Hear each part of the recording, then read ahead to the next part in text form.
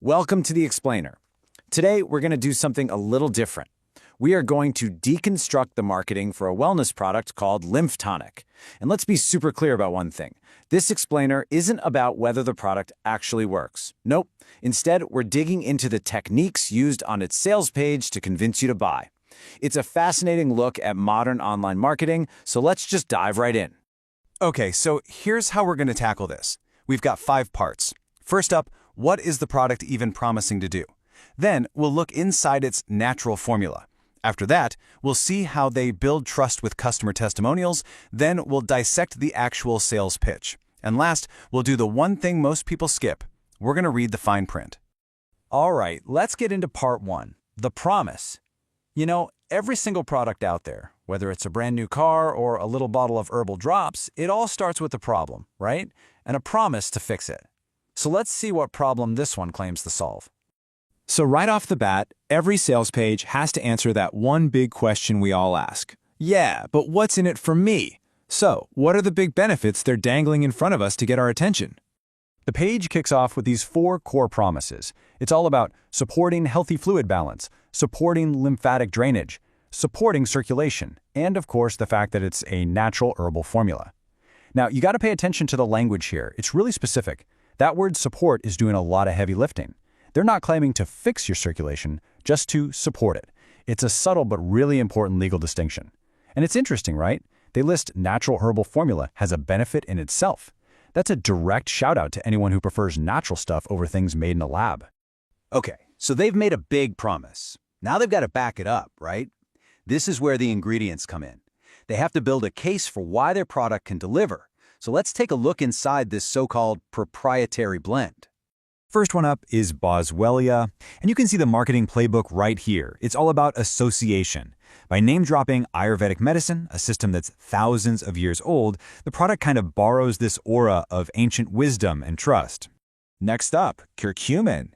And this is a really smart move because so many of us already connects turmeric with being healthy. It gives them a familiar starting point, tapping into positive feelings you might already have. Then they bring in horse chestnut and link it to European herbal medicine. See what they're doing? They're building this story of a global, time-tested formula. It's not just some new fad, it's a collection of traditions from all over the world. And to finish it off, they bring in nattokinase, tying it to Japanese nutrition. So get this, in just 4 ingredients, they've taken us on a world tour from India to Europe to Japan, all to build this narrative of a powerful, globally sourced blend. But here's a really important detail, the dose. The page says you get 600 milligrams of this blend in each serving. The catch?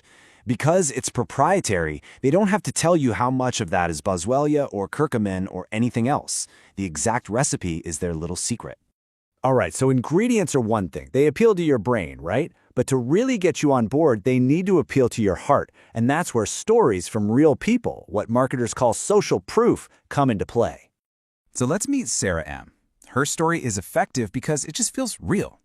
She's not claiming some huge miracle. She's just talking about her leg feeling a bit more comfortable.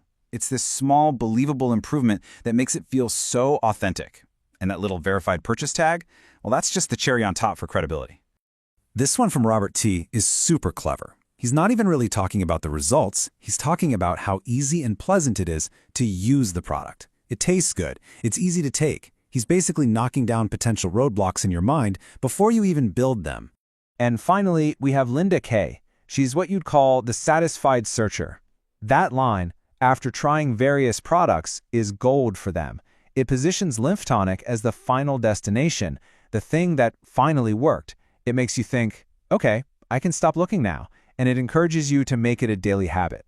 But right after you read all those compelling stories, you'll almost always find this little sentence tucked away somewhere nearby. Individual results may vary. It's this clever dance they have to do. Use the full emotional punch of the stories while also giving them a legal out, saying, hey, no guarantees. Okay, now we're getting to the main event, the moment of truth. You've heard the promises, you've read the stories. How do they actually get you to pull out your wallet and click buy? This part is all about the psychology of the sale. So take a look at this. This is classic stuff. They're not just giving you prices, they're designing your choice. The 2-month option is intentionally set up to look like a bad deal. Meanwhile, the 6-month supply is screaming best value with the lowest price per bottle and extra bonuses. It's a technique called price anchoring, and it's all about pushing you toward the biggest package because it feels like the smartest financial move. And just in case that pricing table didn't do the trick, they hit you with this. This chart flat out tells you that most people, a whopping 73%, choose the big package. This creates this powerful everyone's doing it feeling. It's a way to make you feel like you're missing out if you don't pick the big one, and it basically takes the stress of deciding away from you. Now, they start creating urgency, and the first way they do it is by hitting you with some serious fear of missing out. That word devastating? Wow. They're creating this little horror story in your head about all your progress just stalling out, making you feel anxious about the idea of not buying enough right now. And then comes the financial pressure. It's the classic one-time only deal. They create scarcity, making you feel like if you don't act now, you'll lose out big time.